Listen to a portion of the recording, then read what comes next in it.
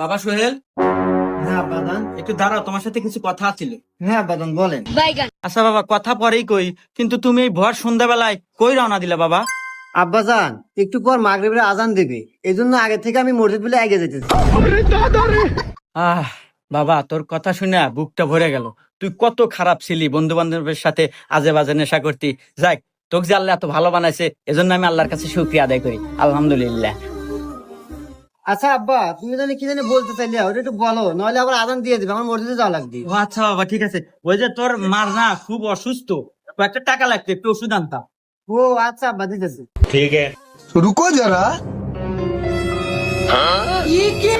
खत्म।